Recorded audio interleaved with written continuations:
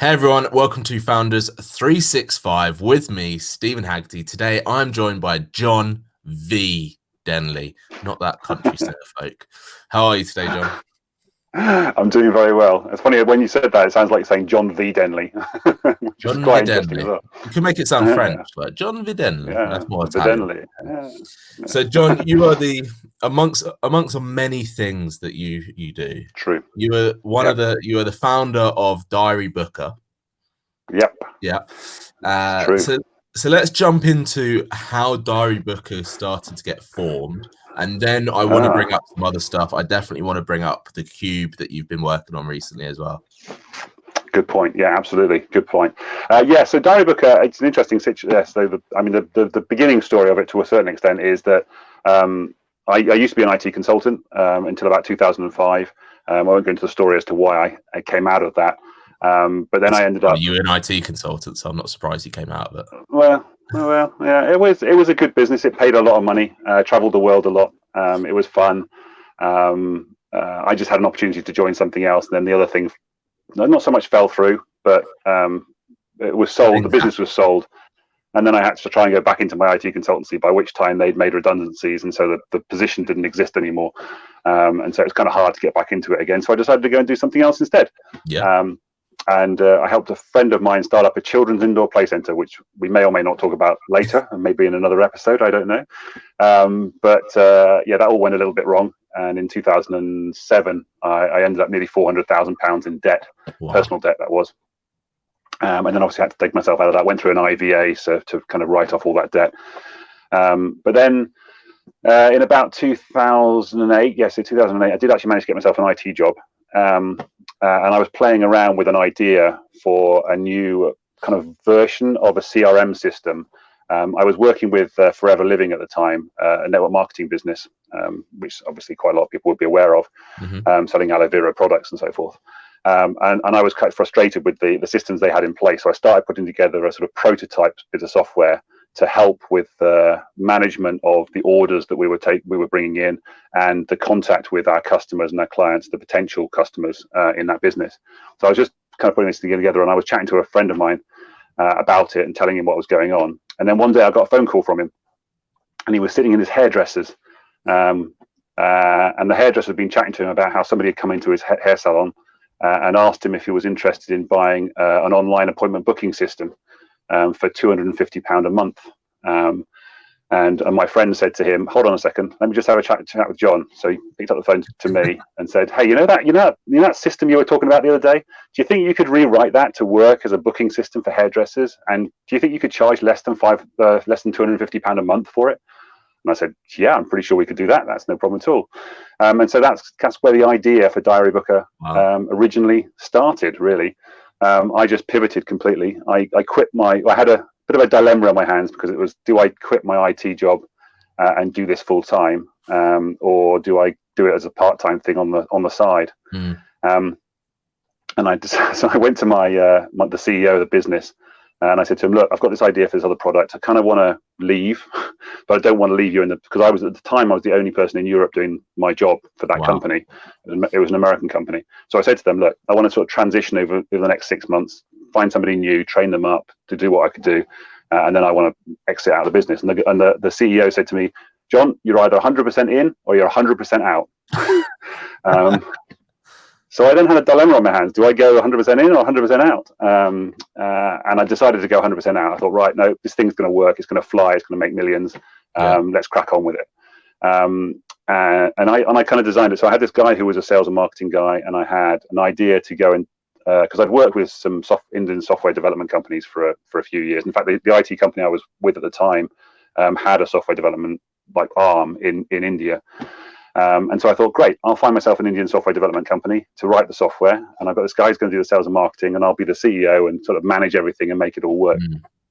I left the job that I was in, gave my month's notice, and then flew out to India and spent 10 days over in a little town called Udaipur, which is about halfway between Mumbai and Delhi, with this software development company, sitting there basically writing the specifications and working out how it was going to work, and what we wanted into it. And of course, the little thing that I didn't realize at the time was that the Indians have a lovely tendency to say yes to absolutely everything, no matter how impossible it is. You say, and you just and I said, so do you think you can do this? And they go, oh yeah, we can do that. And well, what about this? Oh yeah, we can do that. And what about this? You sure you can do all this stuff? It seems like a lot of stuff you're going to be doing. And I said, no, it's okay. We've got this big software company. We've got all these developers. They're all going to be working on it. It's fantastic. And I was like, right, okay. And you're going to do all that for this amount of price? And they went, yeah, it's fine, no problem. So all right, okay, let's crack on with it. And then we spent the next 3 or 4 months, I think it was, with them developing it. And I went to an event in London where I was ready to launch the software, but we hadn't actually got like the early version of it at this point. And I was sitting there going, come on, where is it? And then they finally said, right, it's ready. And I was like, great. And I logged in and set it up and played around with it. And I was like, whoa, hang on a minute. This is like really slow and clunky and isn't really what I thought it was going to be. And I said, I can't launch this. This is not right. And I got back in touch with them. We had a big to and fro, and they basically said, well, this is just a beta version. This is like a proof of concept thing. If you want like the proper thing, that's going to be another 6 months of development, and it's going to be 3 times the price. And I was like, okay, we haven't got enough money for that. And I was a bit of a panic on my hands, as you can imagine. I didn't really know what to do myself. So I basically said to them, no, it's all right, give up on that. And what I did was I went to Google and I typed in Google, how to write an online web application thing. And I found a tutorial inside Google that says, here's how to write an online, a web-based, a cloud-based booking system, basically. Yeah. That's what wasn't what I was searching for at the time, obviously. I was just searching for how to do cloud. Because on the web, obviously, you've got to put the front end up, and then you've got to have a database in the back end somewhere that's storing all the data. And then you need to be able to talk between the front end and the back end. And the tricky bit about the internet is that you kind of ask for data. And I come from an IT background, so I kind of knew how this stuff worked on the surface level. You have a front end, and it talks to the database and it asks the information.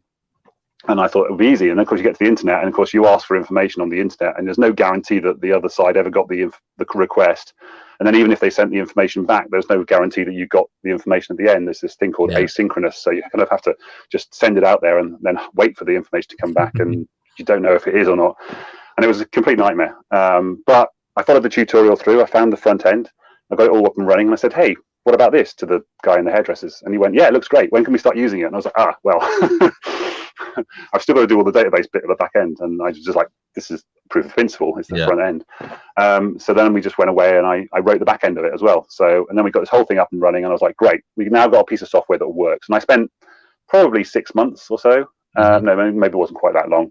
Anyway, in the hairdresser. So I was literally sitting there in the hairdressers while he was cutting hair. And every time he had a break, I'd go into him and say, what do you think about this? Does this look right? Does it work? And he went, no, it's too difficult. I don't understand it. And so I changed it and fiddled around with it. So I basically just spent ages actually in the hairdressers working with him. On customer-led design.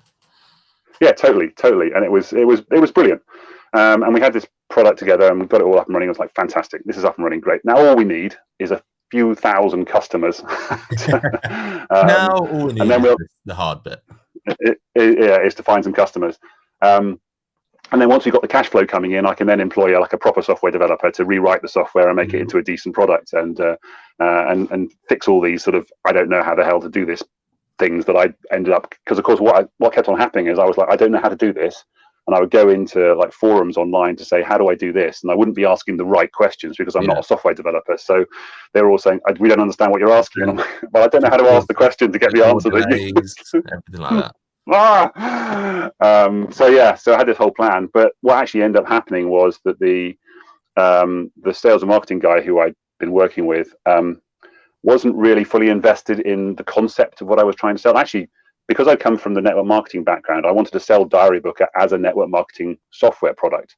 So what I really wanted to do was to say to the hairdresser, go and find somebody else in your town who would also benefit from this software, introduce them to it, sort of Dropbox style.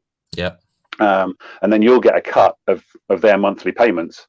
And then they can go and recommend it to somebody else, and they can get a month of their payments. And eventually, if you recommended enough people, you'll start making an income from this product. So it's not actually going to cost you. And I thought this would be a great idea. The problem was that every time we went to somebody on the high street to say, we've got this really great cloud-based booking system. You just install it onto your devices, and it'll talk to your Wi-Fi, and you get all this booking stuff. And they go, "What's Wi-Fi?" Bear in mind, this was 2009. We didn't even have smartphones back then. And you go to all these places on the high street, and they say, "Well, what's Wi-Fi?" And I go, "Well, it's the internet. It's just like a wireless internet." And they go, "Well, we haven't got the internet." And I was like, "Oh, well, why haven't you got the internet?" So we were trying to figure out how to do that, and it was like £60 a month from BT to get business internet into a salon on the high street. And you go, "Okay, great. Well, we can do that. We can figure out how to do that." And then it was like, "Well, we haven't got a laptop." And I was like, "Okay, so we need to buy you a laptop." Well, didn't really have laptops back then. It was just desktop anyway. It was just this constant barrier to entry. And of course, then we're looking at a product that effectively was going to cost them basically more than £250 a month to run this piece of software. Because at that point, did you sort of just go, "Well, that was a big questionable waste of time"? No. I always thought, this has got legs, this is going to work, this is fine, we're going to get there, we're going to find a way to make this work. We reduced the price. What happened is we started reducing the price. So we started off at, I think it was £10 a week initially, so it's like £45 a month is kind of, and the way we said that is, if we can get you one less, so because it was appointment booking and text reminder, and that was fairly rare back then. If we could remind all your customers to come in to get their haircut, and we could get at least one person per week to turn up that might have forgotten otherwise, then and you're charging £10 a haircut, then you've made your money back just by having those people turn up. And it was working. It was doing that kind of job. But people just couldn't see that. I remember speaking to a nail salon once, and it turned out the number of text messages they were sending out would have ended up making it charge about £80 a month to have their system send out text message reminders to all their customers to remind them about their appointments. And they said, "Oh, that's too much. We can't do that." But then we worked out that they're actually turning over. Bear in mind, they're sending out like, I don't know, 150 odd text messages a week for reminders. So they had 150 appointments per week, and they were charging £20 odd per appointment. So their turnover was huge, and they were thinking that £80 a month was a lot for a system that reminded their customers to turn up to their appointments. And it was just a weird kind of trying to get these small businesses to kind of understand the concept, the value proposition. It was just a nightmare. And so the guy who I'd worked with, a sales and marketing guy who'd come from a background of selling massive IT systems to big corporates, and getting like 20% commission on £1 million deal, was not. His brain was just not in the right place for the concept of earning 20% on a £10 what was then a £10 a month product, and just getting millions of them. It's just a different kind of mindset. So he ended up leaving the business. It was a bit fraught at the time because we were 50-50 partners at the time. But I eventually got rid of him, and then I took on the sales and marketing role as well. So then I was this one-man band doing the software development and the sales and marketing. Wow. When I'd started this business being just the chief executive with a software development team and a sales and marketing team running for me. And it turns out I'm terrible at sales and marketing. At least you're honest. Well, I am now, and 10 years on, and the business is still running now. And we still got a few customers. We never really made a massive amount of money from it, but it's completely automated now as well, isn't it? Yeah, exactly. It's turning over a small profit every month, and now I'm paying myself £20 a week from the business. Yay! Huge amount of income. And I've got a virtual assistant, Kylie, fantastic Kylie, by the way, who basically runs the business for me. So she takes all the customer calls, she makes all the initial welcome calls, any support calls that she deals with. I have a phone answering service down in somewhere near Exeter. Called Apples and Oranges. So they answer anybody who phones in, calls through to them. They deal with it. They send an email through to say, "We've had a message from so and so. Can you call them back?" And then Kylie calls them back. So I have virtually nothing to do with the business at all anymore, which is fantastic. But it's not making me the millions that I thought it might when I first started. But also your focus has changed, hasn't it? Yeah, I mean, because the business didn't work out the way I wanted it to, I then moved on to do something else instead, really. And it's just sitting there in the background. I keep on thinking to myself, well, one day somebody will come along and say, hey, that's a really great business. Can I give you some money to build it up? And I'm going, yeah, great. I've actually been through that cycle a couple of times where somebody's come in and had a look at it, and then they've gone, well, you know what, it's like it's going to be too much work. And I'm like, okay, fair enough. But yeah, I keep feeling that one day somebody will come along and just say, yeah, that's a really cool business. Let's have it. Let's make it work. You need to put it out there, because you need to put yourself out there more. Well, yeah, we have done a few times. Well, as I say, we've done that a few times, and we've been through a couple of cycles. I've got somebody who's talking to me now about possibilities of doing it. The interesting thing is because we've shifted. We started off in hairdressers, then we went to salons, then we went to the bridal wear industry. We thought it was going to be big in bridal wear because of the ability to have it accessible from multiple locations. So we'd have the bridal shop would have people trying on dresses in the shop at the time. Then we'd have somebody else out at a bridal show, and then somebody else at a business show, and they'd all be booking appointments on the same system at the same time. And it was really kind of cool. And then we moved into driving schools because it was really useful for a centralized booking system. So people would phone in and book their appointments, and then it would send out text messages to the driving instructors to say, hey, you've got a new appointment on Thursday at 3 o'clock or whatever with so and so. And each driving instructor had their own logins, and it was kind of cool in that respect. And then we eventually we started getting people from like kitchen fitters and gas fitters and so forth. So where they, again, similar central booking system where they just couldn't find a software that kind of did what they needed to do and work the way they wanted to work. And so we've had all these weird kind of requests saying, we can't find anything that does what we want it to do. Can your software do it? And we've always found a way of making it work. But we've just never gone big, which is kind of frustrating. Looking back, what would you do differently, knowing that it never went to that level that you wanted it to go? I think the mistake I made was as a founder, as a CEO, was taking on the detail work when I really shouldn't have done. I should have. When the first software development thing didn't quite go right, I probably should have persisted with them because I think they probably would have got there eventually. Or we could have slimmed the product down to make it into a more MVP product, like a most viable product situation. I've actually got a software development company in India now who's just quoted me £8,000 to rewrite the whole thing from scratch. But again, I haven't got £8,000 to spend. But yeah, so doing that. And then the second thing was, again, I shouldn't have taken on the sales and marketing. I'm as a founder and a CEO kind of role level, I needed to employ people below me to do that, to do those jobs. And several years ago, I had the ability to pay for those things and get them done. But I kept on getting people telling me about my sales and marketing, saying you're the best person to be a sales and marketing person for your own business. And I kind of get where they were coming from, in that it's your business and you will have more passion than anybody else. But I kept on saying to them, but even somebody doing sales and marketing poorly is better than me not doing it at all. Because it's like I was so bad at it. I now say that I'm actually sales and marketing. I'm almost kryptonite to sales and marketing now. So if you give me a bit of sales and marketing copy, I will destroy it within seconds and make it completely useless very quickly indeed. It's almost a special power of mine to destroy your marketing.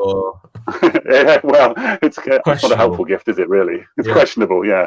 But then people say, but you're really good in front of a camera and you're really good in front of people, and I'm like, yeah, I get all that stuff, but I'm not very good at what I'm really rubbish at is, and this is the trouble with an online business, of course, is kind of writing a website or a piece of copy for somebody that you're not standing in front of, that you don't know what they're thinking or how they're thinking or how they're reacting. Whereas when I'm standing here like now, apart from the fact I can't see you because of my lighting system right now, I can see your facial reactions, I can see your body reactions, or I would be able to. And so I can react to that, and I can see when you're getting bored, and I can see when you're switching off and you're not understanding what I'm listening to. But if there's somebody reading it and I can't see them, I don't know how to write it so that it turns them on, gets them excited. And it's really frustrating. And I can see other people doing it, and it's just fantastic. So it's understandable. It's often a tricky one. But for you now, because what I see from you online is much more focused on obviously the personal development stuff. You've created did you create this product, the new Cube product? Yes, exactly. Well, I'm still trying to work out. Here it is. Here is the Cube. For everyone watching. Yes, it's not very good on. It's effectively a Rubik's Cube that you've rejigged. Yeah, Yeah, it's a regular Rubik's Cube, and what I've done is I've, on every single square, because on a Rubik's Cube, again, for those listening on the podcast, Imagine a Rubik's Cube. Yeah, imagine a Rubik's Cube, yeah, and each side has got 9 squares on it, regardless of the color, whether it's mixed up or not.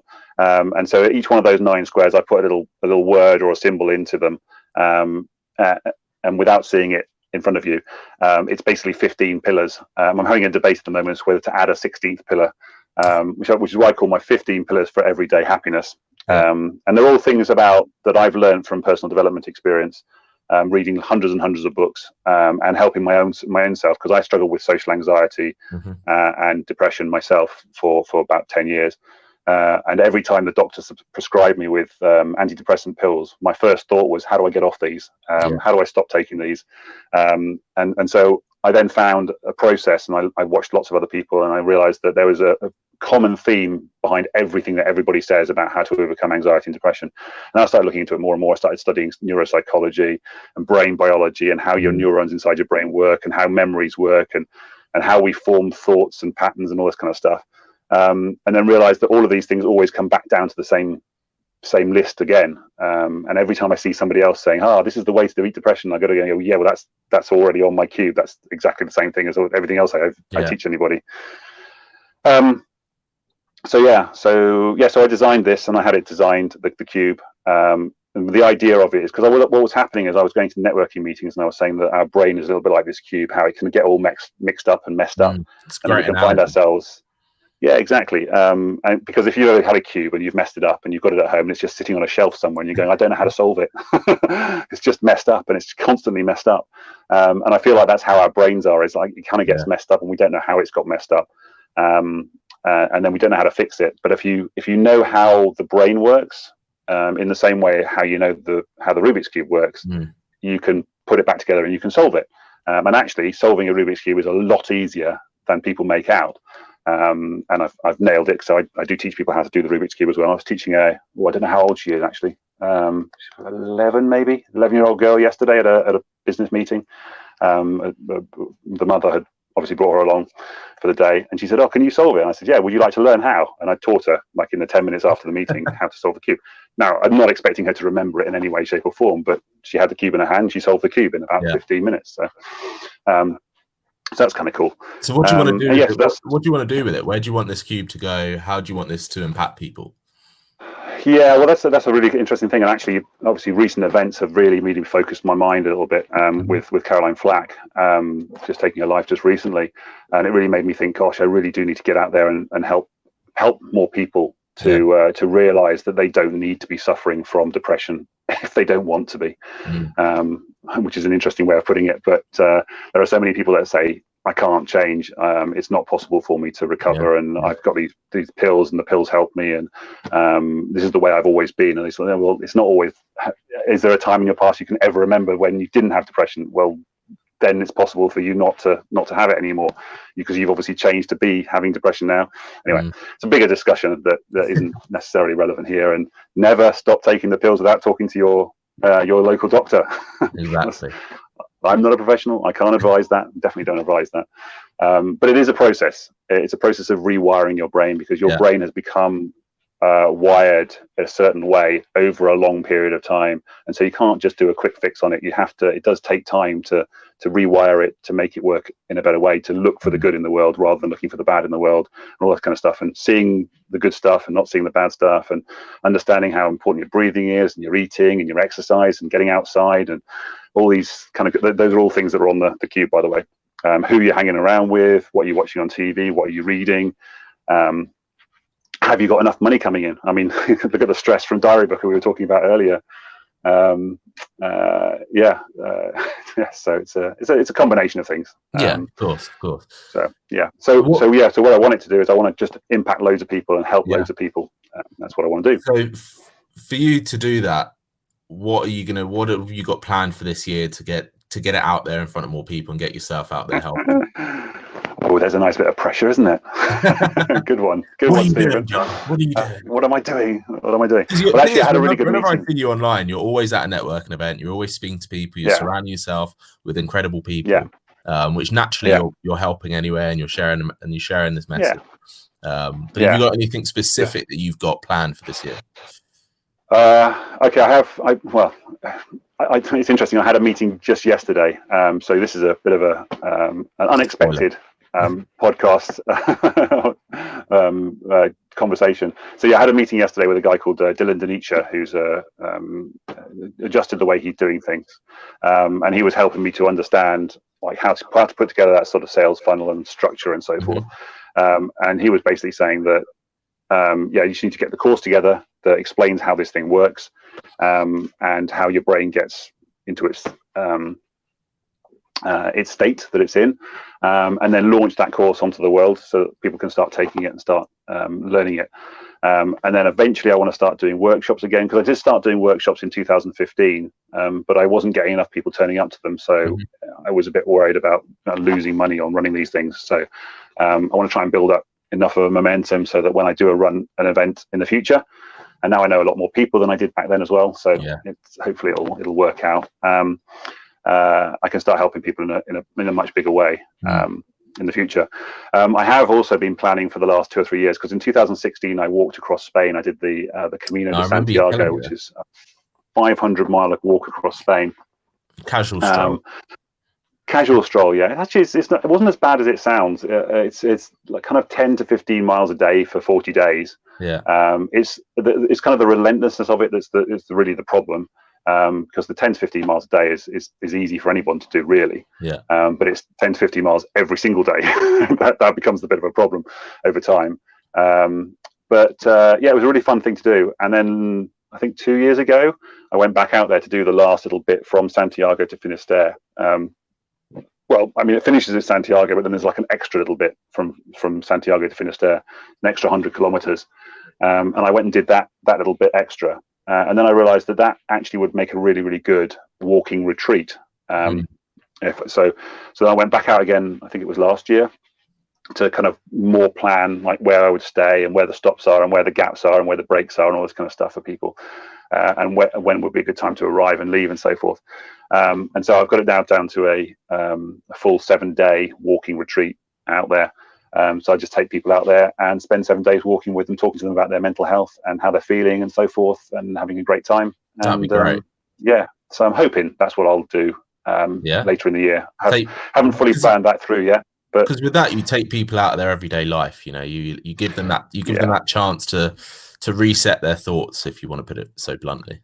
It's a very different environment. You're staying in hostels, so you're in like sharing rooms with people, with strangers and so forth. It's kind of fun.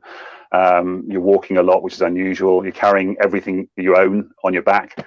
Now obviously I'll have like loading lists to try and make sure everybody doesn't take too much stuff, because it's amazing how much stuff you think you want to take. And that's one of the things from the 2016 walk was, as you're walking that whole distance, you start discarding stuff and saying, I don't need that, I don't need that, I didn't need that, I thought I needed it, but I don't need it. That's a great metaphor for 40 days. And there's lots of great metaphors in this whole walk. That whole journey of 1,000 miles starts with one step kind of scenario, and constantly getting lost, and there's little yellow arrows all the way along the walk that keep you on track as you're walking. And if you get distracted by a nice church or a great view or something, you can easily miss a yellow arrow and miss a turning.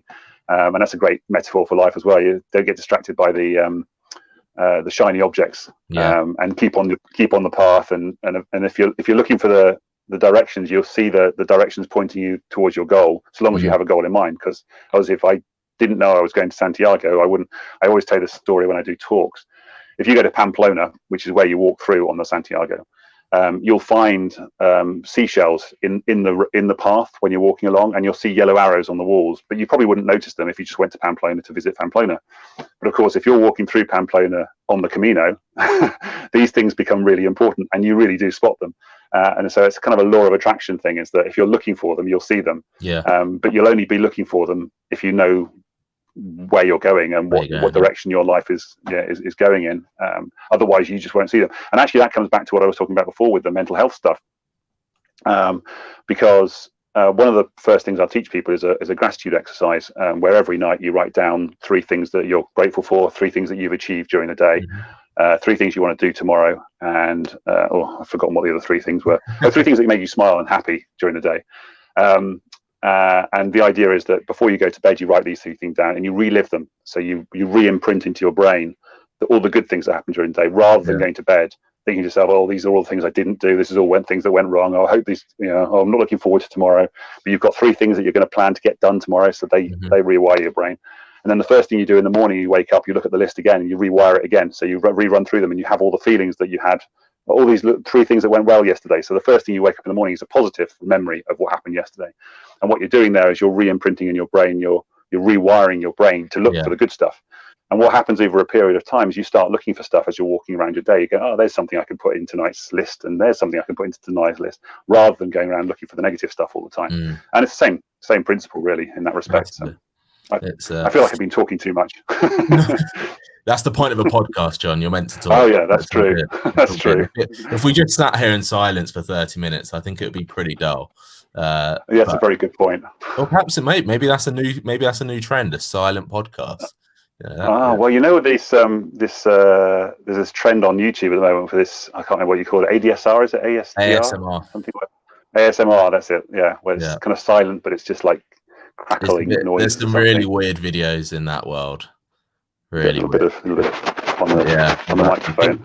People are going to be like getting very excited about that. John, listen, my final question to you, and I really do see you as someone that is super resilient and someone that is just determined to always move forward, which is quite rare, I think, in terms of the longevity of it. A lot of people have like short-term resilience, but you are a man of resilience, and I think that's one of the biggest traits I see in you, and one that definitely other people see in you as well. So, on that note, what do you think would be 3 tips that you can give fellow founders to help them on their road to whatever their success may be?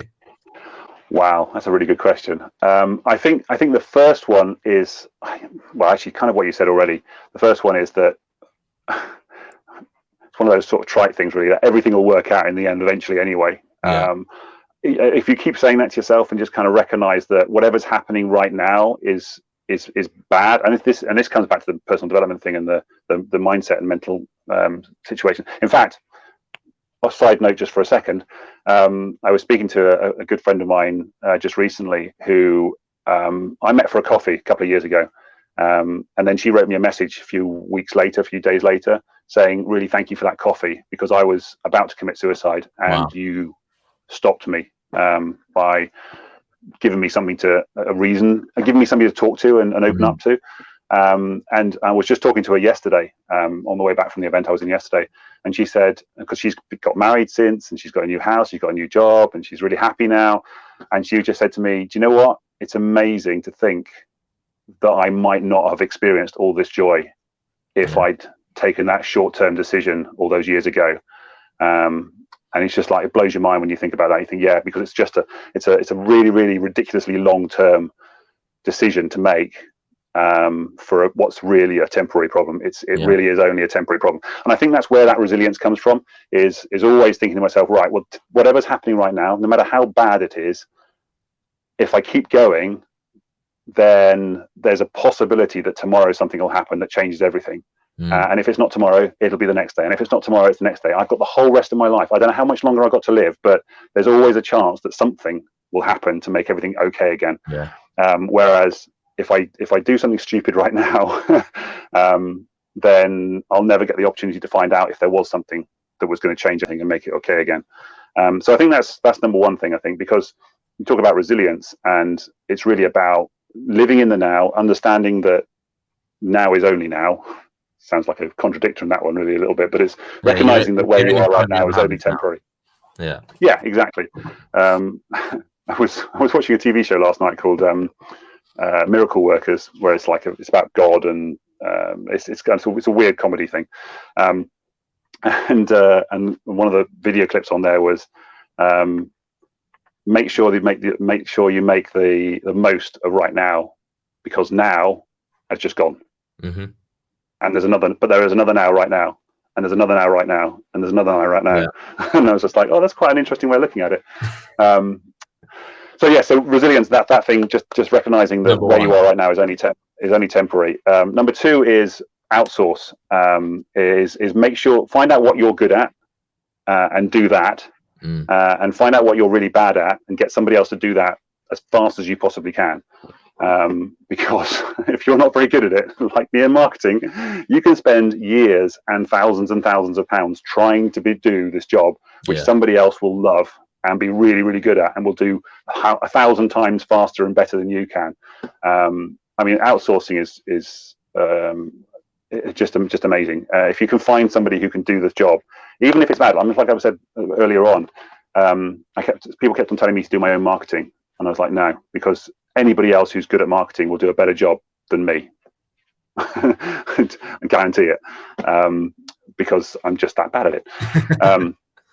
So number 2, and it's not so much that, yes, outsource as fast as possible. And I think number 3 is probably, it's a good question, actually. That's always the hardest. You're talking about resilience, and I suppose it's not being scared of, it's the same sort of thing, really. It's kind of not being scared to spend money on things that need money spending on them. Yeah, investing. Investing, but actually, is it investing? Yeah, investing is the right word. Yeah, I was going to say it's not spending money; it's investing money. And that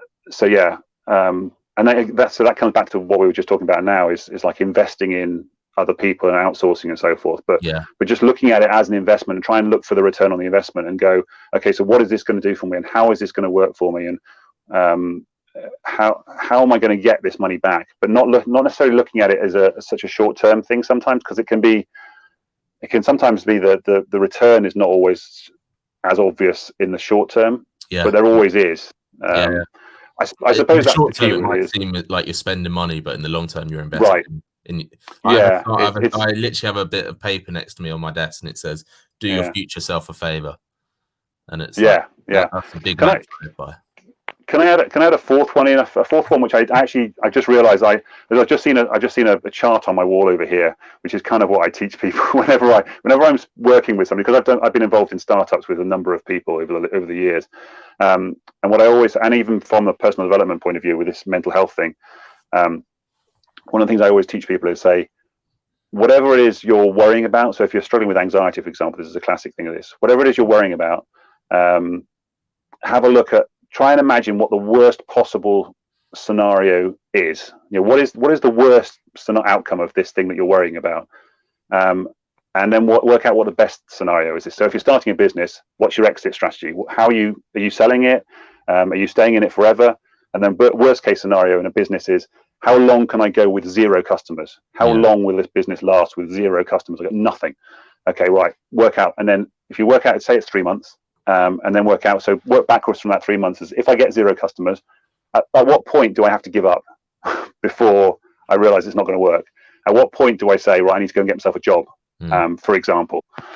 Now, it's not going to be as extreme as that, because every week you then go, okay, well, you reassess every single week.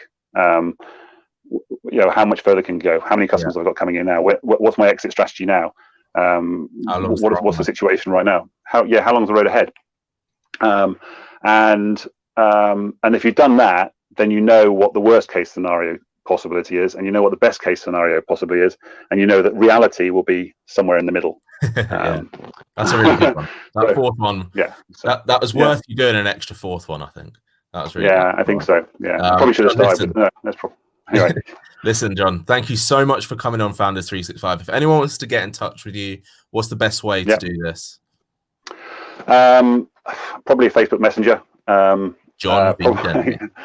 John V. I search me anywhere on any social media platform and just put /John V Denley at the end of it. So twitter.com/John V Denley, youtube.com/John. You keep it really simple for people.